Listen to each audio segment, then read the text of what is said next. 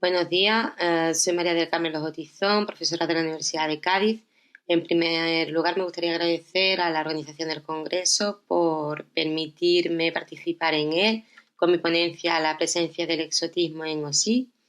Y también tengo que añadir que esta contribución ha sido posible gracias a una ayuda concedida para la difusión de resultados de innovación docente por el Vicerrectorado de Política Educativa de la Universidad de Cádiz.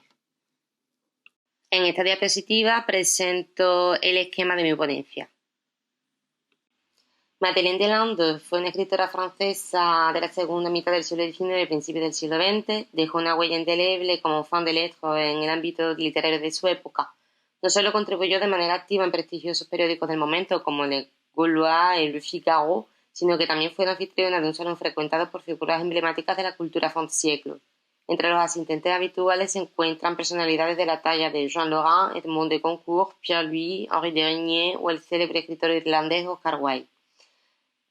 Bajo el seudónimo de OSI, Madeleine publica en 1892 Aquabon y completa su bibliografía con la publicación de 3 novelas más: Ils, publicada en 1894, Il n'y a plus d'îles bienheureuses, publicada en 1898, y Sirène, publicada en 1908. El objetivo de nuestro trabajo radica en examinar en Aquabon los escenarios y atmósferas exóticos, la representación de los personajes autóctonos en la novela, las interacciones entre estos y los personajes occidentales y el impacto del exotismo en el desenlace de la obra. Para elaborar nuestro estudio, hemos enmarcado nuestra novela dentro del periodo de la fin de siècle francés, pues la novela se inserta dentro de esta etapa y está influenciada por las corrientes artísticas finiseculares, sobre todo por el exotismo, que tanto marcó las últimas décadas del siglo XIX.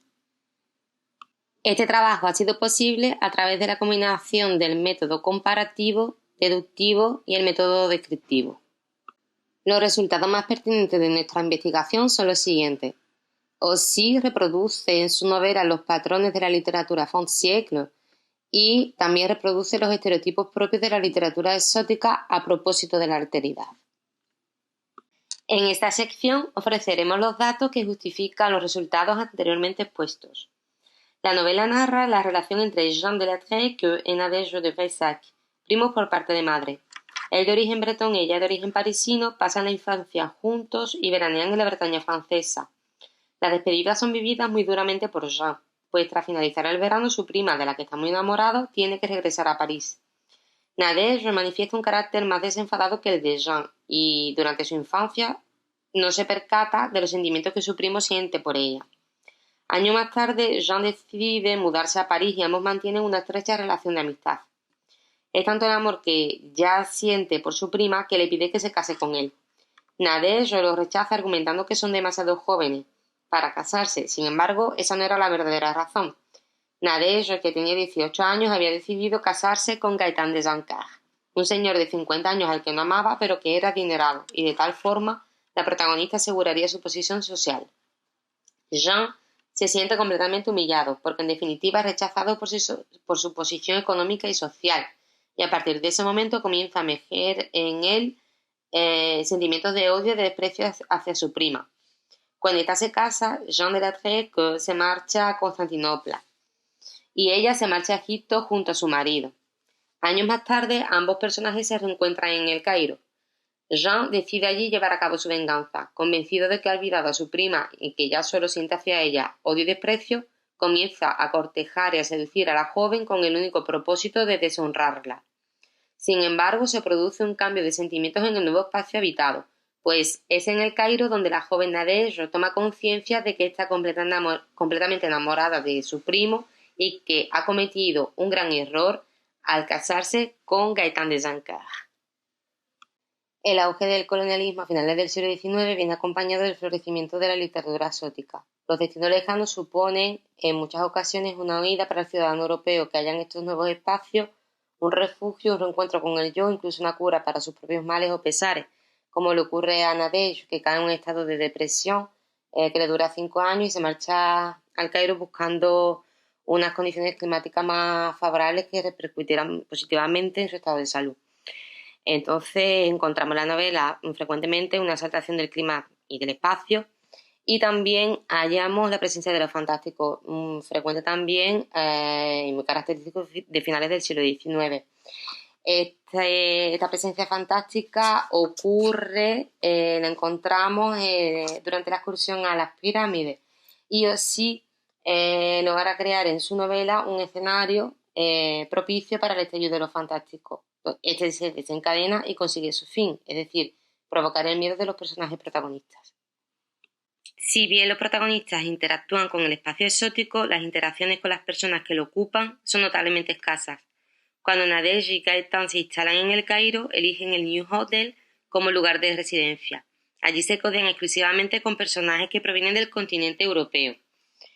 Las interacciones con los egipcios del lugar son muy escasas, y cuando se producen, estos están al servicio de los europeos. Uno de los momentos en el que algunos personajes autóctonos están presentes es durante la visita a las pirámides. Tras la excursión, los visitantes europeos se adentran en una casa para festejar, y mientras los árabes permanecen en la puerta esperando a que el festejo termine. Osí se hace con su relato de los clichés propios de la literatura exótica y de los estereotipos construidos a partir de la mirada occidental. En esta escena, por ejemplo, en la escena de la visita a las pirámides, los personajes autóctonos ni siquiera están dotados de palabras, así que más que personajes sujetos se tratarían de personajes objetos que formarían parte del decoro exótico. Dicha imagen estereotipada es aún más perceptible en la escena del mercado. Nadege y Jean de la Trek visitan juntos el mercado de Han el Jalil, y la escritora aprovecha tal escenario para transmitir una opinión negativa de toda aquella persona no perteneciente a la cultura occidental. A través de estas citas vemos las descripciones que hace de las mujeres que están en el mercado y que llevan velo, y la descripción que hace de los mercaderes árabes. Dentro de la alteridad hallada en Aquapum, la cultura árabe no será la única representada negativamente. A finales del siglo XIX, el antisemitismo se encuentra en plena efervescencia debido al odio que despierta el poderío económico judío frente a la inestabilidad económica francesa, y dicho antisemitismo está presente en la novela. Uno de los comerciantes del mercado, Han el Jalil, Isaac, es judío, y su presencia perturba incluso el exotismo del escenario descrito. La descripción de la nariz y de los labios forma parte del estereotipo construido en torno a los judíos durante la fin del siglo. Nadege y Jean interactúan con varios mercaderes del lugar. Sin embargo, el tratamiento de los intercambios verbales en la novela difiere según la cultura del personaje. En primer lugar, no existe un discurso directo entre un personaje árabe y un personaje europeo en el mercado. El personaje persa, según el discurso directo presente en la novela, se expresa correctamente en francés. En cuanto al personaje judío, sus palabras son transcritas fonéticamente para demostrar su escaso dominio del francés, lo que garantiza de nuevo la intencionalidad de crear distintos grados dentro de la alteridad y que el judío ostenta el inferior de ellos. Resulta también pertinente la adquisición del anillo maldito por parte de Nadege. El anillo es un regalo del personaje persa y es maldito porque porta en su interior una serpiente venenosa, y si se le golpea a la serpiente 2 veces en la cabeza, la serpiente sale y pica al portador, provocándole la muerte. Entonces Nadege adquiere este anillo a través de un personaje oriental, accede al anillo a través del otro. A modo de conclusión, podemos afirmar que Osí reproduce en Aquabon la mirada occidental en cuanto a la representación de la alteridad. Los espacios sí que tienen una representación positiva en la novela, sin embargo los personajes autóctonos tienen siempre una representación negativa, y la alteridad se presenta siempre como un peligro, como ocurre con la venta, no se trata realmente de una venta, sino de un regalo del personaje persa, el regalo del anillo, que finalmente provoca la muerte de la protagonista. Ella se suicida, lo usa para suicidarse debido al desengaño amoroso que tiene con Jean de la Trek. Muchísimas gracias por su atención.